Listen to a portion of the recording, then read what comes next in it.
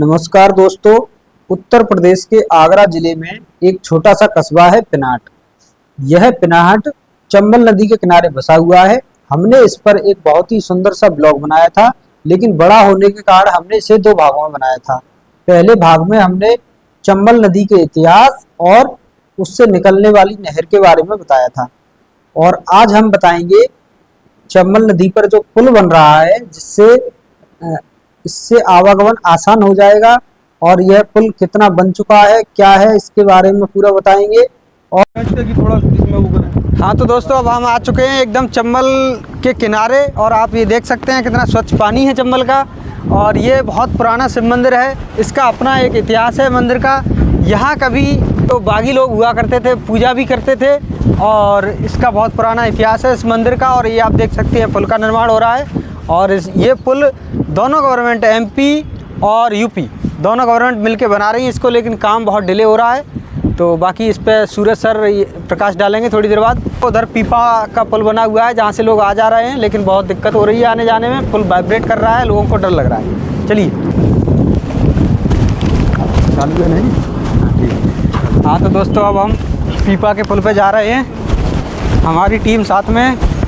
और जैसे सुनील सर आप देख रहे हैं, ये जो पुल है ये परमानेंट नहीं, टेम्परेरी पुल है। तो ये बरसात के दिनों में हटा दिया जाता है। हाँ, तो बरसात के दिनों में जो आवागमन है वो बोट, नाव और स्टीमर की सहायता से होता है। जी सर, जी सर। और सर आप यहाँ पे देख रहे हैं, यहाँ पर लोगों को बहुत ज्यादा स्ट्रगल करना होता है। बरसात के दिनों में ये हट जाता है, तो यहाँ पर आप किसी गाड़ी वगैरह कुछ नहीं निकल सकती है। स्टीमर पे आप सिंगल पैदल जा सकते हो नाव से, ठीक है। और दोनों तरफ देख रहे हो बहुत ज़्यादा मिट्टी और बहुत ज़्यादा कीचड़ हो जाती है, जिसमें लोगों को बहुत ज़्यादा परेशानी होती है। कुछ घटनाएं भी हो जाती हैं, बहुत ज़्यादा, बहुत से लोग यहाँ पर डूब के मर भी गए हैं। बहुत से लोगों के साथ, कुछ लोगों ने सुसाइड कर ली, कुछ लोग एक्सीडेंट हो गया, गिर गए, ठीक है। और यहाँ पर आप देख रहे हो सिंगल रोड है, सिंगल मतलब यहाँ पर सिंगल एक गाड़ी निकल सकती है एक तरफ से। अगर दूसरी तरफ से कोई वाहन आता है तो फंस जाएगा, तो उसको बैग ही लेना पड़ेगा। तो पहले एक साइड से गाड़ियाँ निकलती है, उसके बाद फिर एक साइड खाली हो जाती है, फिर दूसरी साइड से गाड़ियां निकलती हैं। और अभी आप देख रहे हो सर, देखो ये कैसे वाइब्रेट कर रहा है, देखो ये। मुझे तो ये डर लग रहा है, ये पानी में तैरता हुआ पुल है, ये स्विमिंग पूल है, ये एक तरह से कर रहा है, तो बड़ा डर सा अंदर से फील हो रहा है। जी सर, तो यही है। लेकिन ये है आगे, अभी ये हमारी यूपी और एमपी गवर्नमेंट के दोनों के कोलैबोरेशन से ये पुल बन रहा है परमानेंट, और इस पर 2 साल से काम चल रहा है। लेकिन अभी काम थोड़ा धीमा है, तो मेरी दोनों ही गवर्नमेंट से रिक्वेस्ट है, एमपी गवर्नमेंट, यूपी गवर्नमेंट और भारत गवर्नमेंट, मोदी सरकार से, कि इस पुल को जल्दी से जल्दी बनवाने की कृपा करें। इसमें थोड़ा डिले हो रहा है, क्योंकि ये जो पुल है ना सर, यहाँ एमपी, राजस्थान और यूपी तीनों का ही यहाँ पर एक, ये समझ लो कि सम्मेलन है। मतलब जो बिजनेस व्यापार है वो तीनों का इसी पुल से ज़्यादा बेहतरीन होगा। और यहाँ का जो डेवलपमेंट है इस एरिया का, वो सारा इसी पुल पर आधारित है। तो ये पुल जितना जल्दी बनेगा उतना जल्दी यहाँ पर डेवलपमेंट होगा, लोगों को बहुत ज़्यादा हेल्प मिलेगी। लेकिन सर एक चीज़ है, यहाँ का जो नेचुरल जो इन्वायरमेंट बहुत ही बेहतरीन है, बहुत ही सुहावना है। ये तैरना जानते हैं क्या? ये हाँ, ये यहाँ के स्विमर वो हैं। ये क्या पहन रखा है आपने? बताइए, कुछ बोलोगे? बोलिए। जैकेट क्या होता है इस जैकेट? डूबते नहीं है? दिखाओ एक बार, अपना दिखाओ, कैसे कूद के दिखाओ एक बार, तैर के। क्या अगर इनके सामने आप 1-2 रुपए डाल भी दो तो ये पानी के अंदर से इसे लेकर भी आ जाते हैं, क्योंकि ये लो हमेशा से इसी काम में। ये पकड़ो इसको। अरे आ जाओ आगे, और आगे भी आप इस चंबल का नज़ारा देखिए। शाबाश बेटा, ये बहुत ही अच्छे। इस तरीके से देख सकते हैं लोकल बॉय किस तरीके से अपना यहाँ पर करतब दिखा रहे हैं। बहुत बढ़िया, चलिए आगे बढ़ते हैं। अब ब्रजेश सर आपको यहाँ की कुछ लोकल पॉलिटिक्स के बारे में बताएंगे, क्योंकि ब्रजेश सर की जो फैमिली है वो थोड़ा सा पॉलिटिक्स में काफ़ी दिनों से इन्वॉल्व है। इनके बाबा, चाचा, ताऊ वगैरह पॉलिटिक्स में रहते हैं, तो इनको थोड़ा यहाँ पे अच्छी नॉलेज है। ये पडुआपुरा विलेज से बिलोंग करते हैं, और हमारे पूरे क्षेत्र में जो पॉलिटिक्स है वो पडुआपुरा से स्टार्ट होती है और वहीं पर ख़त्म होती है। तो इनका पॉलिटिक्स से काफ़ी गहरा संबंध रहा है। तो ये थोड़ा सा यहाँ के लोकल के विधायक, सांसद के बारे में यहाँ पे बताएंगे। तो लीजिए, बात कीजिए सर। जी सर।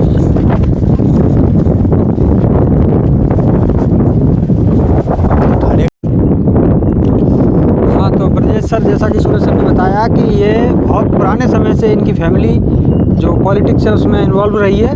तो आज यहाँ हमारे साथ ब्रजेश सर हैं और ये प्रकाश डालेंगे कुछ पॉलिटिक्स पे। पॉलिटिक्स में इन्वॉल्व रही है तो मैं बता दूं सबसे पहली चीज़ कि फैमिली हमारी पॉलिटिक्स में इन्वॉल्व नहीं रही है। हमारी फैमिली इन्वॉल्व रही है लोगों की मदद करने में, एक सोशल सर्विस करने में। हाँ, तो जैसे कि आदमी कभी किसी को कोई समस्या आ रही है अपने आसपास के गाँव में, तो उनकी समस्याओं का निवारण करने में, जैसे सूझबूझ के जो अपने यहाँ पहले बोलते थे पंचायतें होती थी, तो पंचायत वगैरह होती है, तो उनमें मतलब ये है कि लोग थोड़ा सम्मान देते हैं घर परिवार वालों को, तो वो बुलाते हैं, तो वो चीज़ है। बाकी मैं ये बता दूं कि जैसे अपने यहाँ का जो जहाँ हम खड़े हैं, यहाँ का जो विधायक हैं वो रानी पच्छालिका सिंह भदावर हैं। रानी मैं इसलिए शब्द यूज कर रहा हूँ क्योंकि लोग जो हैं यहाँ के, भले ही अभी राजशाही शासन नहीं चल रहा, लेकिन राजशाही शासन न होने के बावजूद भी आज भी यहाँ की जनता उन्हें राजा मानती है। जो यहाँ पे अभी आपने जो नहर देखी थी, वो नहर राजा महेंद्र रिपुदमन सिंह की यादगार में बनी हुई है। उस पर नाम भी आपने पढ़ा होगा कि राजा महेंद्र रिपुदमन सिंह चंबल डाल परियोजना के नाम से ये नहर बनाई गई है। तो यहाँ पे जो क्षेत्रीय विधायक हैं, जब से आज़ादी हुई है तब से लेके अब तक लगातार हर बार वही विधायक बन रहे हैं। और इसका कारण ये नहीं है कि मतलब वो राजा हैं इसलिए विधायक बन रहे हैं, इसका कारण ये है कि वो जनता से इस तरह से जुड़े हैं, लोगों के दिलों से इस तरह जुड़े हैं कि अभी आप जाके कहीं पे उनकी बुराई करोगे तो लोग उनकी बुराई नहीं सुनेंगे। हाँ, इतना चाहते हैं लोग उनको, और उन्होंने काम भी किए अपने उसमें। जैसे कभी कोई आपको छोटी मोटी भी समस्या है, आप आम आदमी हो, आप अपनी समस्या लेके उनके यहाँ जाओगे तो वो आपसे मिलेंगे। ऐसा नहीं है कि भले ही आपको जानते नहीं है, आपने वोट दिया है नहीं दिया है, वो वाली चीज़ें नहीं है। मतलब आपने वोट दिया हो नहीं दिया हो, अब वो विधायक सबके हैं, तो वो चीज़ें हैं। और अपना जो लोकसभा क्षेत्र है वो फतेहपुर सीकरी पड़ता है यहाँ का, और वहाँ पे बीजेपी के सांसद हैं राजकुमार चाहर जी। और इस बार भी जो आगामी जो लोकसभा चुनाव आने वाले हैं उनमें भी बीजेपी के कैंडिडेट वही हैं। और ये उनका भी मतलब अच्छा खासा, पहले से वो विधायक सांसद कुछ नहीं थे, तो भारतीय जनता पार्टी का एक अपना एक अलग नेतृत्व है कि वो कोई भी हो अगर कोई उठाते हैं बिल्कुल जो जिम्मेदारी सौंपते हैं, और जिम्मेदारी उनके काम के हिसाब से सौंपी जाती है। जनता के बीच में उनकी पकड़ है, लोगों की सुनते हैं, उनकी समस्याएं सॉल्व करते हैं। तो वो सारी चीज़ों को देखते हुए अभी बात आपने बताई जी कि ये बीजेपी का एक अपने में एक क्वालिटी है कि वो जिम्मेदारी सौंप देते हैं जी। ये इसका बहुत बड़ा एग्जाम्पल हमने राजस्थान में देखा है पिछले कुछ समय। बिल्कुल, राजस्थान में क्या आप हर एक स्टेज पे देख सकते हैं, इवन के योगी आदित्यनाथ जी को देख लो आप डायरेक्ट प्रधानमंत्री श्री नरेंद्र मोदी जी को देख लो। अब वो एक चाय बेचने वाला अगर किसी पार्टी में प्रधानमंत्री बन सकता है तो वो भारतीय जनता पार्टी है जी।